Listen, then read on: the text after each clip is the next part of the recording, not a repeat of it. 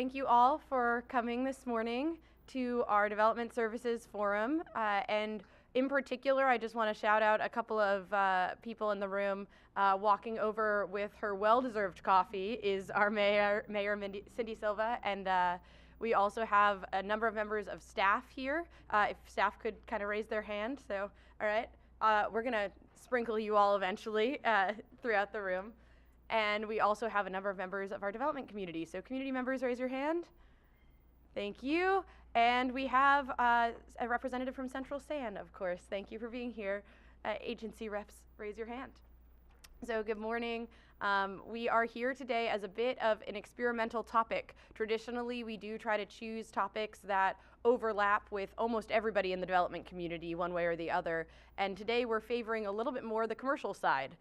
This is in part because we have been talking to a lot of local business owners. We just finished the Economic Development Strategic Plan update, and it is Small Business Week nationally. So we figured, why not take the opportunity to take a little bit of a different angle and talk about the commercial trends that are happening in the city. So we have a couple of different topics this morning. First, we'll do a little bit of a landscape overview of commercial hubs here in the city, and Ethan Bindernagel will take that on. We're hoping that you can help. We know there's a lot of knowledge here in this area, and we were just talking to Ed, who single-handedly is a bit of an encyclopedia around where things are and where they have been, and we know many of you have similar knowledge. So we'd love to have that be more of a conversation so we can learn about the trends as well. Next, we're actually going to have our senior planner, Greg. He will come talk to us about a new state law on sidewalk vending. And this is something that we haven't really seen pop up here in Walnut Creek, but we might. And we want you all to be the first to learn about it and give us some feedback on what you're thinking and seeing. Next, we'll talk about some resources that we have available for our local business owners, including some new online tools that we've established in the last year. And then we'll just completely open it up for Q&A. At any point during the conversation, interrupt us, ask questions. We can walk around and do some walk out to the audience. This is being recorded so that people who were not great at waking up at 7:30 in the morning can also view it later on. And we do have coffee and donuts in the back if you have not indulged already or if you would like to re-indulge. So with that said, I will turn it over to Ethan to get us started.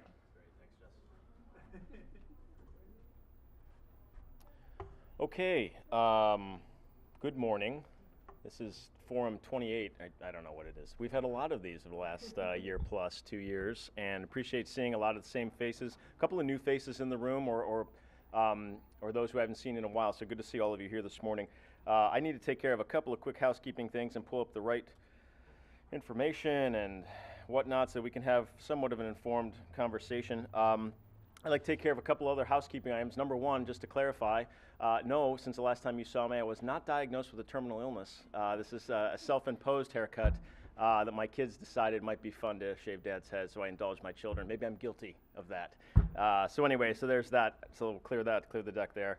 But I also want to talk about upcoming forums. We've talked in the past about the Blueprint for Success. That's going to be kind of a recurring, perhaps an undercurrent for all of these development services forums. We'll be touching on that. We're looking for feedback. We want to make sure that generally what the city does is responsive to the needs of the community. Now, when I say community, I mean that writ large. I mean that as both residents, commercial landowners, property owners, businesses, et cetera. We want to try to address the needs that we hear. And so that's why we're happy to see all of you here in the room this morning to help us with that visioning. So I want to turn, and I by no means am an expert on commercial landscape. You know, I've got, and I went through and was reading market reports from this, that, and the other source. I'm sure you all have your own internal research development teams that look at those sorts of things. And so you may know that 3.5% is the current rate of unemployment, at least in Contra Costa County. Statewide, I think it's around 3.8. Nationally, we're at a 50-year low in that figure. And so it begs the question, well, isn't that a great sign of a really strong economy? Well, let's temper that enthusiasm a bit when I know that there are, and I've heard from all of you, residential developers and others, that, well, the markup on cost, the bid came back at 30 to 35% over what I thought it was going to be. So, well, maybe I won't be adding that newfangled amenity, or maybe I'll just put the project on ice for a moment, or maybe I'll have another alternative or whatnot. So there are other mixed signals. And then what are the metrics we're using? Well, year over year, Q1 for this, that, or the other, in this market, submarket, et cetera. So how we're measuring these things is equally as important, and I think it varies from residential to commercial developers and whatnot, and how you look at the market. And then certainly, if you look at things like vacancy rates, and this is based on the fourth quarter report from John Kumbelich and Associates, who does a retail market analysis of the downtown for Walnut Creek, that 10.5% is a vacancy. Is that a good or a bad sign? 10% is an interesting number. It's about a number of where there could be some change, but it's not necessarily indicative of an unhealthy marketplace. But then let's look at rents. Well, what are rents? Well, this is the downtown rent RSF for downtown Class A space here in Walnut Creek. Not a bad number, $477 a foot. Okay, well, that could be indicative of something good. But wait a minute, what's the Dow doing? Well, yesterday it didn't have such a great day. Well, that could be indicative of, well, what happened with China? And he said, what? And I think we know what I meant by that. So ultimately, sometimes we think maybe it's just time to get one of these out and say, what's the outlook? And ultimately, instead of doing that, we're deciding to come to you as our 8-ball and consult with you and say, well, what is your feeling on the current state of affairs? Again, I could rattle off numbers to you in Newmark Cornish and Carey's view, and Newmark Knight Frank's view of the I-80 corridor in terms of office space. There's been net absorption, positive or negative, one way or the other. Retail market overview from Kumbelich and Associates, I've mentioned that, and where he thinks things are, relatively speaking, in the retail market, both here locally, but also in the regional area, right? The power centers that are identified by his firm. And I think it paints a picture of a strong economy. Certainly we're not hearing negative news out of Silicon Valley and other things, but then there are all those those externalities, those effects of a white-hot economy. And we certainly are feeling the pressures on development relative to residential development and other sorts of development in town. I'm going to stop rambling at this point, because we'd really like to hear from you in terms of what you're seeing or feeling. Do some of these numbers on the screen or otherwise, trends nationally or locally, we're interested in the impacts, and is there something in a cooperative, collaborative manner that the city could be doing? You're going to hear from Greg Kapovich momentarily about sidewalk vending. That's something the state's offering up to allow more business opportunity within a marketplace, but there could be other ideas that you all have as the experts in the room. So that said, I'm going to close at this point, at least my formal presentation, and just open it up for any comments, observations, anyone with expertise relative to residential commercial. This is what this forum is for. This is not meant to be a monologue. It's really meant to be a dialogue. And I don't know if anyone has any just casual observations about the market or where you see your properties or your assets moving or not.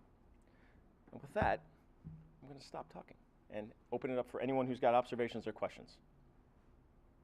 Not all at once, please. Kurt, thank you. I'm Kurt Blumstrand with Lennox Homes, and it was interesting.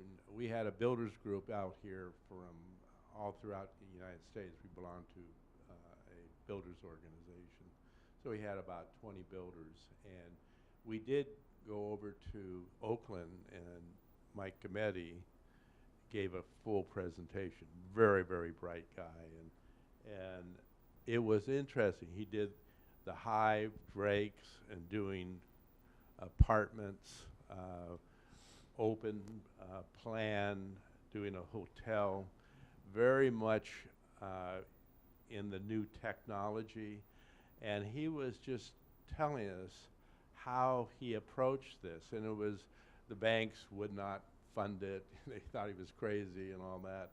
And just Drake's, they did not want to be on Broadway. They wanted to move it all the way back with very limited signage, and it was almost like a speakeasy. And so I looked at that, and here they had the site, could be on Broadway. You actually go into a plaza and going in the back. The Hive is all people coming in and taking space, and a lot of activities. The barber shop has roll-up doors, the Mexican and he was telling us, and he built a stacking, 32 car stacking off the site, and it's just all car lifts, and it provided assistance. So you drive in there, they have the lifts where you drive in this way, it brings it around, you drive it out. So the technology is really interesting, and this group that we have from North Carolina, they're just awed by what's going on, because California leads it, and even in California, there are people now doing things that are out of the box. And so I said, well, how do you determine retail? He says, we used to look at cars in parking lots. Now we count bicycles. Now, is that unique to Oakland, you think? In Oakland. Yeah, this is Oakland, right on Broadway. This is uptown, and what's going on is amazing. The gentrification, the restaurants, and all this. And I just thought that was a learning experience for me. And if you have a chance, go over there and see what's going on. So, I live nearby, so you know, yeah. Let me ask just a quick follow-up, because it's an interesting point. We talk about being at the cutting edge. So Kurt acknowledged bicycle parking as an indicator, perhaps, of has that kind of trend reached, do we think, Walnut Creek? I know we're looking at alternate modes, right, as a city, and a plan for that, plan of action. Anyone thoughts on that, or is it still car dominant? I know I'm not denying the fact that we are in a suburban location. I understand that. But any other thoughts on that or other observations? Thank you, Kurt. Yeah. Just double check and make sure I didn't helpfully mute that mic. Yes, great. Yep. Please, did you have a comment? Well, with respect to your bike comment, or your bike question, I think Oakland probably, and maybe San Francisco too, are leading the way in adoption of that, and other ways too. I mean, in San Francisco, you got motorized scooters and all sorts of segways and stuff like that. I sure hope it does come to Walnut Creek, though, or it comes more strongly to Walnut Creek, because I think there's a lot of things about this place that would favor that. Let me ask you, because you own a property right downtown, Newell Promenade. You're in the heart of the density, right? You're right in the southern end of the downtown. Are tenants coming to you looking for bicycle parking? I mean, you have an asphalt lot in front of your property there, but is that a conversation you're having? It's starting. The conversation with us is more. It started when we were looking at redeveloping the property. We had a number of bicycle groups in the area who came to us and were advocating for bike facilities, and we were prepared to do that. Now that we're not redeveloping the property, we're renovating it and releasing it. We did actually, as part of our initial submittal, include a bike corral, which would have taken up 1 or 2 vehicle parking spaces. We got asked to do a parking study to see if we had enough parking, so we backed off and said, we'll come back to this another time. To clarify, the city asked you for a parking study? Yeah. Okay. All right. Noted. Thank you. I think it would have been like, more bikes are going to require less parking spaces. We didn't want to slow things down. We needed to go fast. So I certainly think the time has come for it, and it's just going to be adopting it, kind of focusing on that. Thank you. In fact, I want to highlight, we actually have 2 of our transportation planner and our long-range planner are in Portland right now at a transportation conference exploring all of those ideas. So the city's definitely in receipt mode. So thank you for those comments and those thoughts. Ed, I think in the back you had some comments. Bicycles are now a factor, but not a great factor. It will increase over time. If you go to Oakland, I do a lot of stuff in downtown Oakland, it's a factor of density and the age of the demographic. So if you have a tech population in density, with mass transit, then you have bikes. But if you have 40% of your workforce coming from 5 to 10 miles away, commuting into a city, a 40-year-old doesn't get on a bike. This 40-year-old might, but thank you. Okay, but you're unusually in good shape. Thank you. But the rest of us, and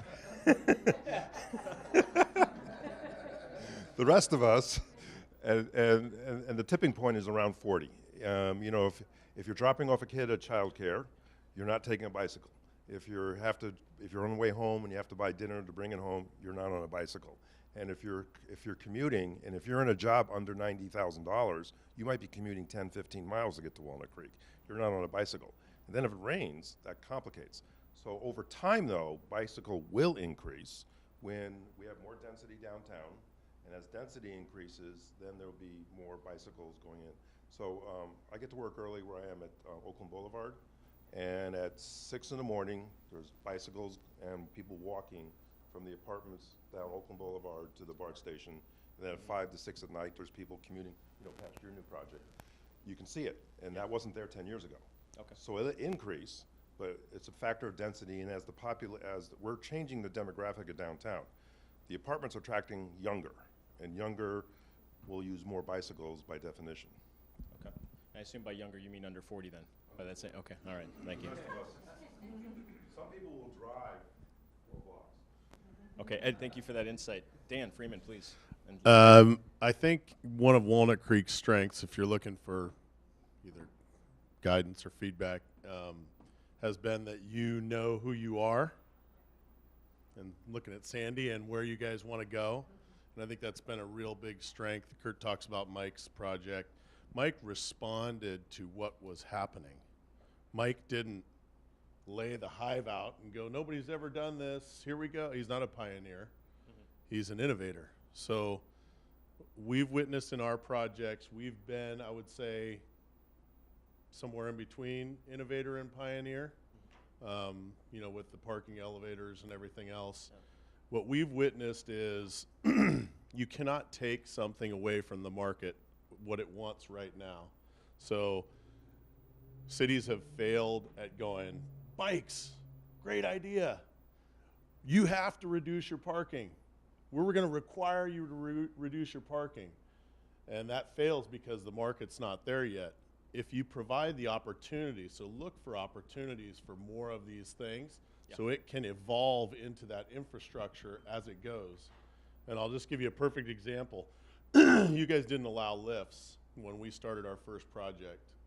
And we had talked to our market, and they were sort of accepting it. It was, we want 1 parking space, but you can store our other car, and we'll understand this mechanical situation. Most of our buyers went out and purchased new cars because they loved the new lifestyle and they loved the lifts, and they were getting used to it. The next project, it's all lifts because they've evolved to it. So I think Walnut Creek just needs steady Eddie, be innovative, stay on the front, but offer the opportunity. Don't start forcing people in, you know what, we're going to do a no parking project. We're not there yet. sure. So that would just be my advice, is stay on that, do what you're doing, forward thinking, but allow it to, the opportunity to evolve. And I agree with Ed. I'm 6:30, 6:45, 7:15, you know when the trains are coming because you see everybody across the street. Yeah. And it's, you know, 5 people that look like bike messengers and, you know, 15 people walking, and I'm going, where are these people coming from? But it's great. So I think it's coming. Yeah. Let me ask you, well, actually, let me just ask the room. I know that you're a residential developer, but are there commercial developers for whom maybe they're at just the beginning of lifts as an alternative, or is that way down? Is that not on the table? And I'm just going to look at anyone here that does commercial development. If you can comment to that, or if you can give some a pulse on where the market might be relative to like a mechanical system for commercial. We're not New York City. I'm not saying that, but what I'm asking is there an inkling towards that, or does anyone have any thoughts on that? Well, I can just Please. since I got the microphone. Yeah. I have another one as well, so so we can get around.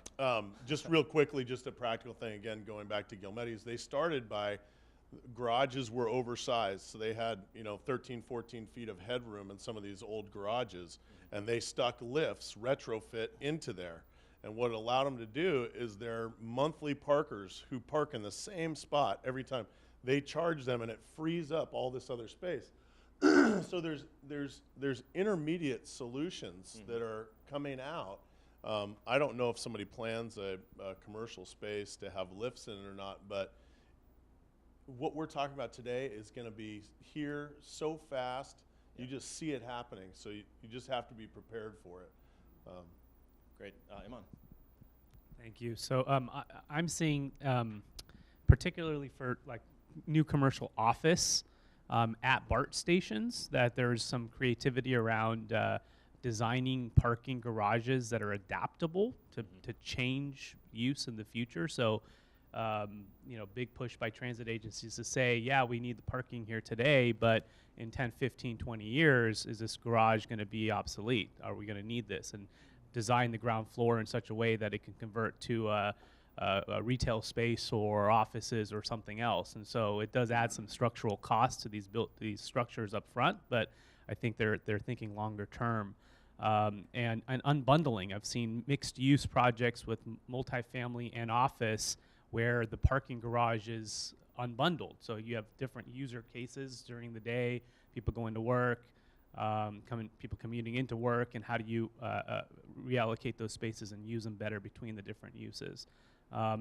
And then just large regionally, I just wanted to touch on two things I saw recently. 85,000 square feet of WeWork space was just signed at Bishop Ranch, which is really pretty exciting.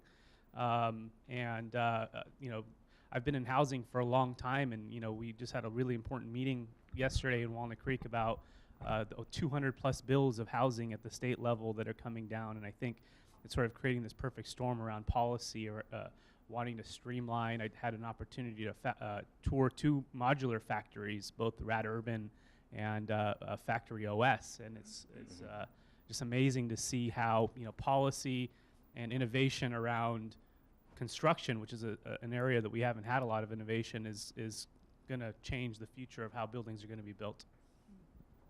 So one question I wanted to ask the room while I have the chance, actually it's 2 related. One is, what kinds of trends are we seeing when we think about tenancy? So there are things that we see come across the counter that we're talking about. So for example, we were actually just yesterday talking about how there's a lot more obviously flex uses around personal fitness or something like that being tied to a retail element within a storefront. We're seeing that more and more. Actually, I was just reading an article yesterday. A lot of schools, online campuses, coding schools, so on, are open. They're opening actually an anchor storefront where they're having people come to then work on their education, and then that kicks them off into the online world. We're seeing the kind of clicks to bricks retailers. So what kinds of trends are you seeing in terms of what's coming? How might that intersect or not intersect with our use codes and things that we're thinking about on our side? That's one question. The second question is, what kinds of things are you seeing are attracting or repelling tenants when you're thinking about getting somebody to actually tenant a space somewhere in Walnut Creek or elsewhere? So if anyone has thoughts on those, we would really welcome that.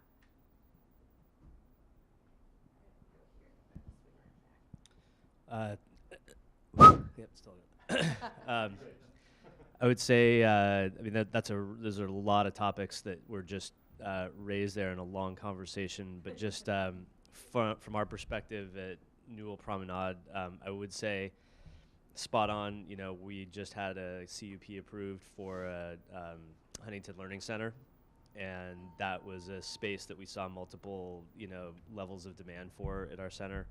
I'm hoping that we'll have a boutique fitness concept coming through pretty soon as well, and a lot of food demand as well. There's continued, you know, there's a lot of innovation, and I would say, generally speaking, as a commercial property owner, specifically on retail, we're only as healthy as our tenants are. And there's, you know, I look at that 10%, 10.5% vacancy there, and that doesn't look bad. But if you think about in the Greater Bay Area what vacancy is on the residential side for specifically apartment owners, and if you look at where office vacancy is and where industrial and flex and R&D vacancy, those are all sub 5%. And when you compare 10.5% to sub 5%, and in some cases sub 2%, that number to me actually is indicative that there's not full health in the retail sector in Walnut Creek. Let me quickly comment, because I don't want anyone to come away from this meeting with the wrong impression. I took that from the Cumberledge, and that's for the downtown. The traditional downtown is 10.5. If you look at city-wide, we're actually at about 4.5 to 5% vacancy. Now, if you look at the 13 shopping centers throughout the city, we're at 98% occupancy, 98 to 99%. 7 of the 13 centers are 100% full, and 9 of the 13 are 98% or better. So I want to temper that with, I threw a number up there to grab your attention. Yeah. Right? Well, and so clearly I did. So succeeded. So thanks for Yes. doing that, because then that begs the question of, if you've got your major retail centers who are super healthy, where is that vacancy coming from? And I would say that at Newell Promenade, we're a big part of that, and we're probably a story there, because we've got a lot of vacancy, and we're working really hard to fill it. But we're making a huge change from a very traditional, you know, 20, 30-year-old concept of tenant lineup and things like that. And, you know, some of our tenants are really struggling. Can I probe a little bit on that? Yeah, so sure. You mentioned having a use permit. That's a process. That's a hearing with the Planning Commission on a Thursday night. It's a process. Do you have any thoughts on, let me put it, we're not going to go by right, I don't think, Yeah. but short of that, have you thought about, I know you and I have talked a little bit, Yeah. do you have any thoughts you want to share, or maybe it generates other ideas? So we have had the one CUP we've done so far has been a good experience for ourselves and our tenant. I will tell you that tenant, we had to sell through that though. That tenant had tried to get a CUP in Livermore, and they spent $50,000 and ultimately got shut down and gave up on that. So we had to sell through that experience to get them to even try it here. And we've got a couple of more CUPs that are likely coming. And that's definitely a barrier for tenants that we're going to have to get over. And anything that we can do to speed through that process and streamline it would be a big help. Because, our tenants, as opposed to Broadway Plaza, our tenants, you've got people who are taking out loans to do their build-outs. This is in some cases their primary source of income, or it's 30 to 50% of their income, and they're not national retailers who can afford to have loans ride an extra 5 months when they get hung up in processes. These are they kind of live on the edge. So speed to market, expedited permits, all those sorts of things are critically important for our tenants. I'd just make one more plug, since we've got some residential developers here in the city too. The cost of labor and the ability, a living wage in the Bay Area, I think is, if not our single most largest challenge, but if it's not, it's the top 3. And especially our tenants and their employees are especially vulnerable to that.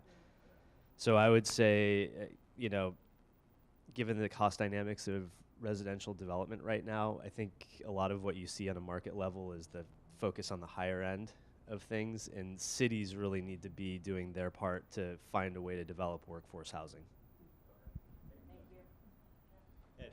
So all those points are fantastic. There's a couple trends that are converging.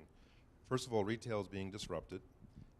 So traditional categories of retail, merchandise, restaurant zonings, and don't allow a service commercial use are disappearing. So over time, you're going to see less merchandise retail in storefronts. So therefore, keeping a zone retail for merchandise and requiring a use permit to go into lifestyle concepts. What a city really wants to do is generate walking traffic and generate local traffic.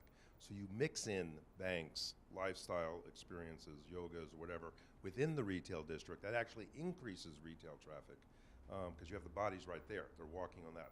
When we have 2 separate zones where you need a use permit, and to your point, I now do an average of 20 use permits a year for my clients, and they range $30,000 to $150,000, traffic mitigation fees and all this.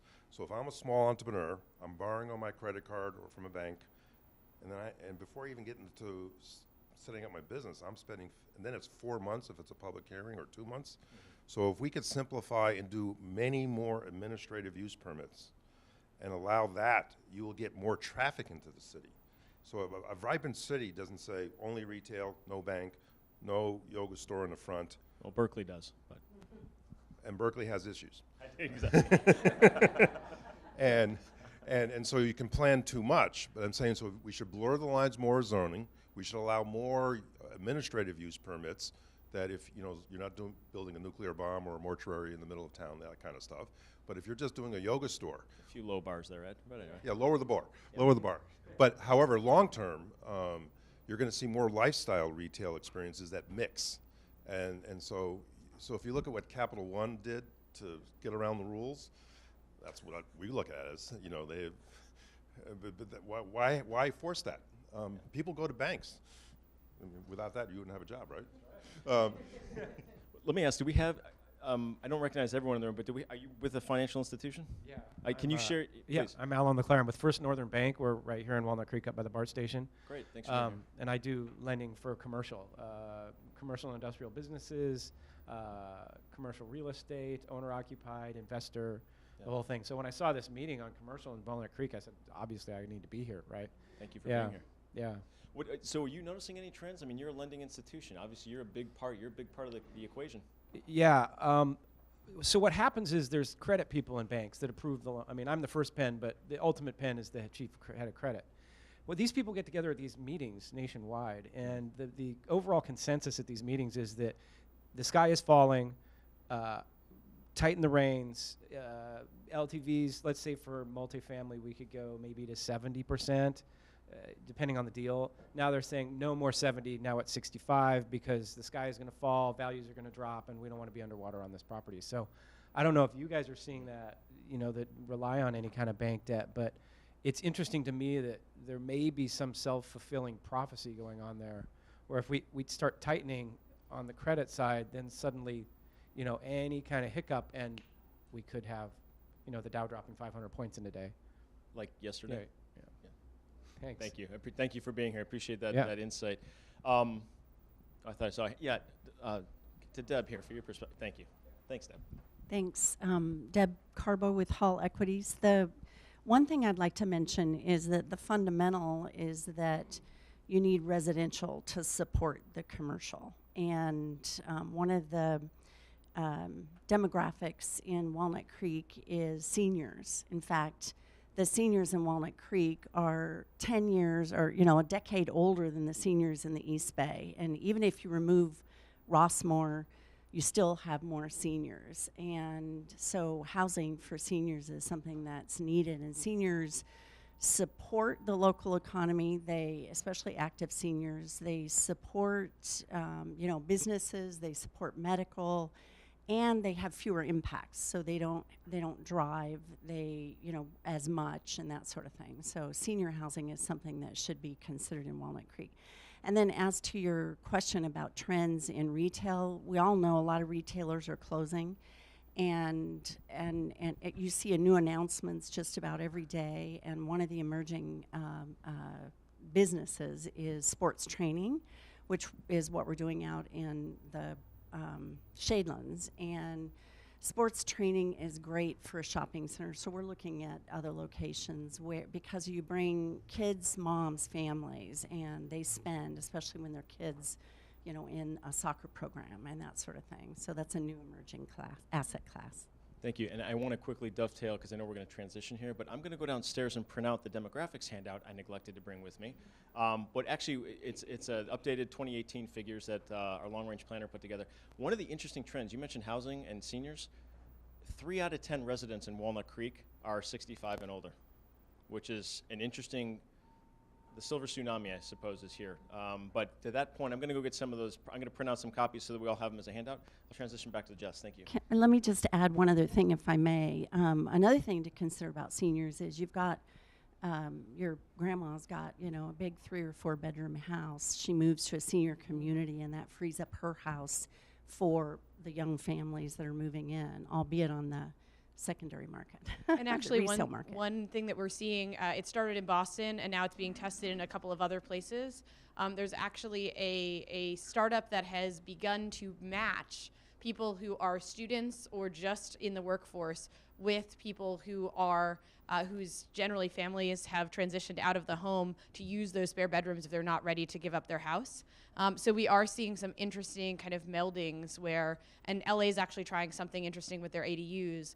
In their case, the city's working with a grant from Bloomberg to subsidize the construction of ADUs for people who are willing to actually open those to people who are formerly homeless and looking for housing, who have been kind of gone through a qualification process. So there's this really interesting, the crunch in the market right now on the residential side is leading to these interesting kind of pairings that may not have gone together in the past, to see if are there mutual benefits that we can come up with that maybe the city may not be able to pay for, but can act as a broker to help people trust each other and start to experiment for mutual gain. So that said, I think you all said it best, which is we could spend a lot more time on this topic, and hopefully we will. But we'll give you a couple other things to chew on and then come back to conversation. And the first thing is talking about a street vendor ordinance that's coming our way.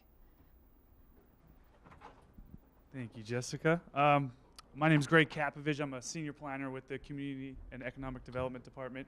And I see a lot of familiar faces in here. I have been going on my routes of this presentation, so some of you have already heard it, and for that I apologize, but maybe we can just reiterate a couple points. But the Sidewalk Vendor Ordinance, essentially the state governor in November of 2018 passed a new state law that pretty much prohibited cities from prohibiting sidewalk vendors. So what's a sidewalk vendor? Sidewalk vending is anybody selling merchandise or food from the sidewalk, and that could just be with you just standing there with a table, with some kind of a roaming, non-motorized rolling mechanism, like a cart or something like that, like a hot dog cart, or even smaller than that even. It doesn't include anything in the street, doesn't include anything on private property.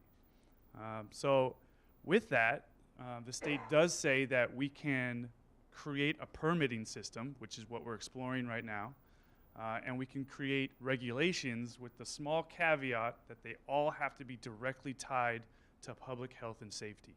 So if you can't defend that in the court of law, the regulation is null and void. So right now, we are working on an ordinance. I'm working with the city attorney's office right now on that ordinance. We're slated to appear before the city council on June 10th, tentatively. But essentially what it's going to look like is we are mainly concerned with ADA accessibility. And if anybody's locating on the sidewalk, we want to make sure that a wheelchair or somebody with a disability can get by. That means sidewalk width is a big parameter in what we're talking about.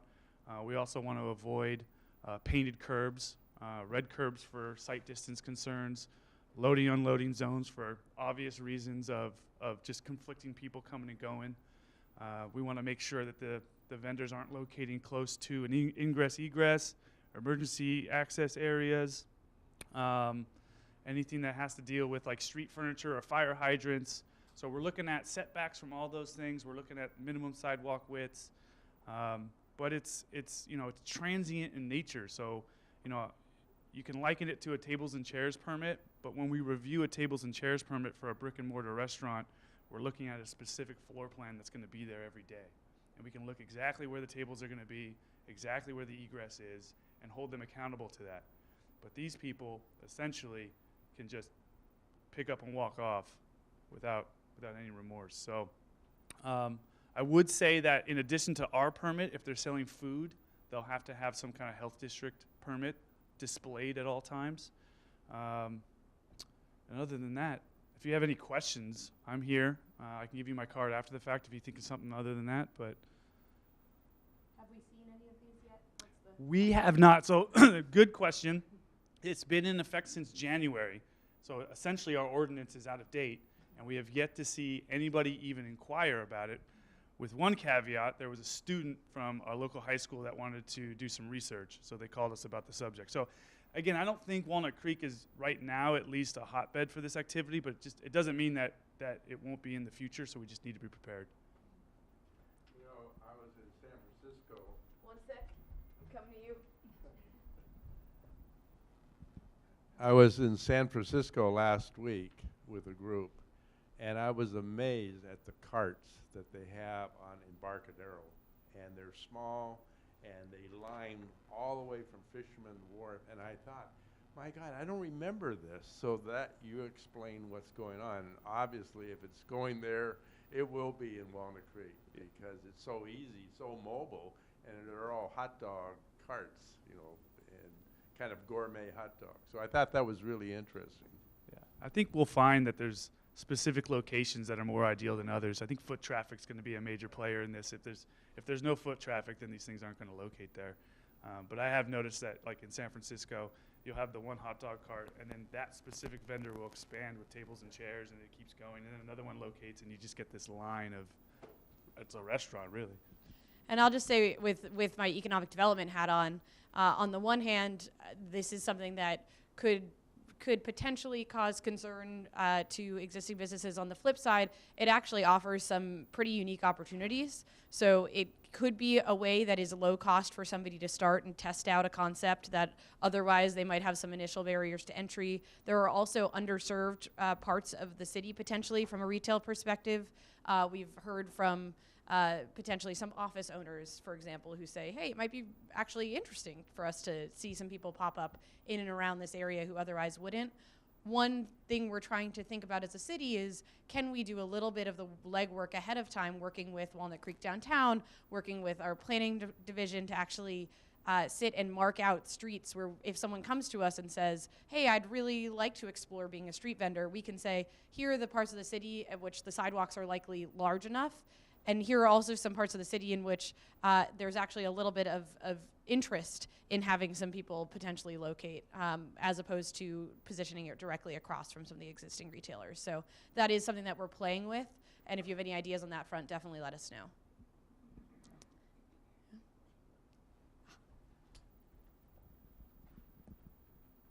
So the challenge, of course, is that you've got the taco guy that's spending that $4.77 a foot, and on retail space, and you've got the little taco cart on the sidewalk out in front of them. So I don't know. I mean, based on the way the law is written today, is there anything that you can do about competition? I doubt it, but that's the challenge, really, because it's going to put those other guys out of business. No, and you're right. They're going to go get a taco cart. With regards to the competition, there's not much we can do, but as long as we can tie development regulations or standards to public health and safety that limit exactly where they can go, that would be helpful. But there are going to be areas likely outside of a restaurant that would be applicable. One point that was raised by the businesses is that because it's something where you leave and re-show up every day, there's also the opportunity for an existing business to locate somebody outside their doors. So there were some ideas that happened. Someone saying, for Valentine's Day, if I sell coffee, could I pop up a little flower stand right outside just for the day? And that's the kind of stuff that starts to get interesting and creative. Yeah, right? I will say that this was something that was just recently vetted by our city attorney's office, and I brought up the tables and chairs permit for the brick and mortar restaurants already, but essentially if a restaurant has that tables and chairs permit and they've got an area delineated as a permit that they can put tables and chairs at, a vendor would not be able to locate there during their store hours. So you may find that these restaurants, if they do have areas that would lend themselves to a sidewalk vendor, that they may come in for a tables and chairs permit to kind of mark their territory. I was just going to say, they say when there's a crisis of some kind of sort, don't waste a crisis, when a Great Recession or otherwise. And perhaps there's a corollary to that, which is don't waste a new state law. So maybe like we're trying to put the positive spin. I wear the planning hat all day, but I have an economic development brim to it. So we're trying to think positively. And if you guys have thoughts, as Jessica said, we're all ears. So please be creative with us. So that said, we will transition to our final little piece here. We're trying to pack it all in, which is on the business resources front. So what kinds of resources do we have available to businesses? I'm sure you all know of some as well that we can add to our list. I'll switch this mic here. So the first thing that we wanted to mention is Commercial Express Review. So if you have an existing office space, retail space, restaurant that is doing primarily interior or very minor structural work, and we have some kind of size delineations on the website, then they are likely to qualify for a Commercial Express Review service. What this means is you can set up an appointment with us. You can actually go ahead of time to the outside agencies to gain their approval, and in some cases we have partnerships. So for example, with the Contra Costa Fire, they have agreed to do generally an expedited review on their side when they know that you're going to come in for a Commercial Express Review appointment with us. And then we can actually ideally approve that TI request within a 90-minute appointment when you come in day of and bring the appropriate materials with you. We have a page on our website dedicated to Commercial Express Review where you can learn more about it, schedule an appointment, as well as a point of contact for it. But we also have our chief building official in the room, along with other members of staff. So if you have questions, we're happy to talk that through here or elsewhere. But I just wanted to mention that, and we have had, at this point, over 100 individual iterations of those Commercial Express Review appointments happen. So this is something that's happening pretty actively that we're offering to businesses in the city. A quick poll, has anyone here in the room taken advantage of Commercial Express, and is there any experience you'd like to relay? I don't know. Anyone? I think one of our tenants may have just used it. I think one of our tenants may have just used it a day or two ago. Oh. So it worked. Good. It's a low bar again, but hey, we appreciate it. It worked. In the back, central. Yeah.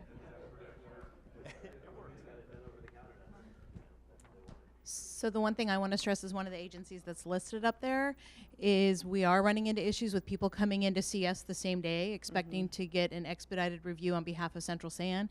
I can say if it's food service, those are not over-the-counter reviews. There's a 10 to 15 day minimum turnaround time on those. So it's real important to understand that your tenants need to include time for the other agencies because we can't necessarily do an express review on our end. Thank you. And could you introduce yourself? I'm sorry, I should have earlier, but that way. I'm Kim Stahl and I'm with Central San.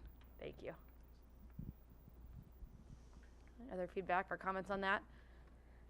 So that actually came out of, we've talked about the Development Services Blueprint for Success. This is the guiding document that we use over an 18-month period where we actually put our wish list together in partnership with you for development services process improvements that we can make as a city.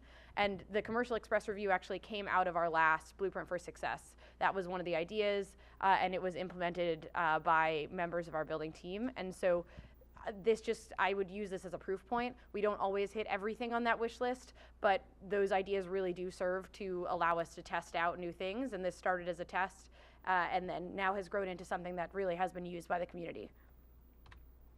The second thing that I will mention is that on our economic development webpage, we actually have a series of websites that might be relevant. One is small business resources, and these are things that we can often refer individual businesses to when they might need help. So for example, we have the SBDC, which offers both coaching and individual workshops and one-on-one mentoring for small businesses in the region. We have a close relationship with our local SBDC representative, and we are happy to refer them back and forth to you. In fact, he just contacted me yesterday saying we'd like more referrals from Walnut Creek. So if there's a business who's looking to grow at any stage, they can connect up and then start connecting them with local and regional resources. We also have a close relationship with the Workforce Development Board that's more at the county level.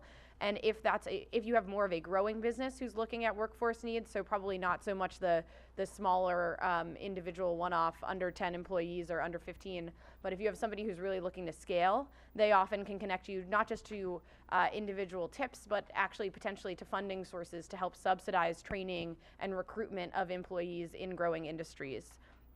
We are lucky that we have locally a chapter of SCORE. Have any of you worked with SCORE at all or have tenants who have? So they actually do, they are volunteers who are often entrepreneurs or business people themselves, and they have deep, deep industry expertise.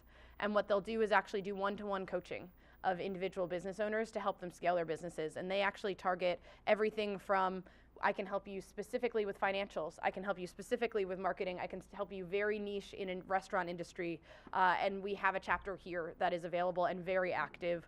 Walnut Creek, as you might know, because we have so many retirees or because we have a pretty active executive industry here, have a lot of people who have offered to volunteer and coach those businesses through. So that's something we're always happy to connect people with, as well as obviously the SBA and other lending institutions have come and approached us and said they're always happy to connect with people who need some level of seed financing or scale-up financing, and feel free to speak to that if there's anything else in the room that I've missed on that list. We have financial tools and incentives and some sustainability grants and resources on our website as well. Pause there. Other resources worth mentioning that anyone wants to call out? Okay. We also have a lot of partners who do this work. So Walnut Creek Downtown, which anybody in the downtown is basically automatically a member of if they own property or business downtown. They have started to host business education series, and as part of Small Business Week, they have one tomorrow morning that is open to community members, both who are part of the downtown and generally. You can actually attend from anywhere. This is happening tomorrow morning from 8:30 to 10 a.m. I will be there if you wanted to spend another morning with me. And this workshop is actually on collaboration. And they have 3 local business owners who have done a lot of work to actually do partnerships with one another and with other businesses to scale up their own growth. So I think it'll be a wonderful morning, and they are having these education series workshops all the way through the coming year and always looking for partners. So if you know of businesses that you have as tenants or partners, or if you want to sponsor one of them, reach out to Walnut Creek Downtown, and that's something they're working on. The Chamber also has business links, And these are individual, I know many of you have actually been part of them at different points. They are individual communities of businesses, and what they do is try to take one representative from each industry to be part of a group that meets regularly and does referrals to one another. So also helps them to build both community and a book of business over coffee through the morning. So that's another resource that might be interesting. And that's something that often many developers actually are represented themselves among those business links groups. Finally, we have some new tools from a technology standpoint. We've shared some of this with people at the forum in the past, but one thing we recognize and have heard is that this is hard. You guys have put some dollar numbers to the figure. And it's often really hard at the opening stage where you're just trying to scope out, is this possible and how much will it cost?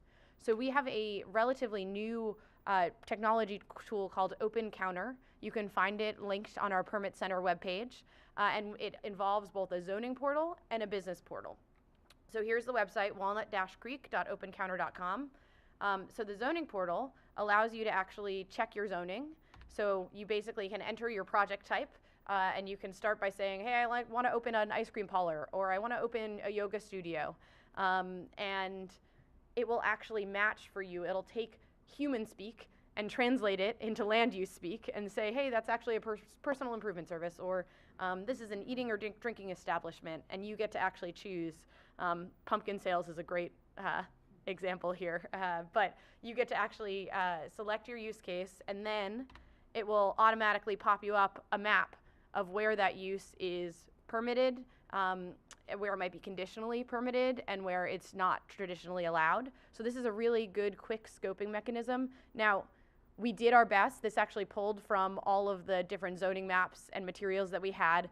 We did our best to keep this as accurate as possible.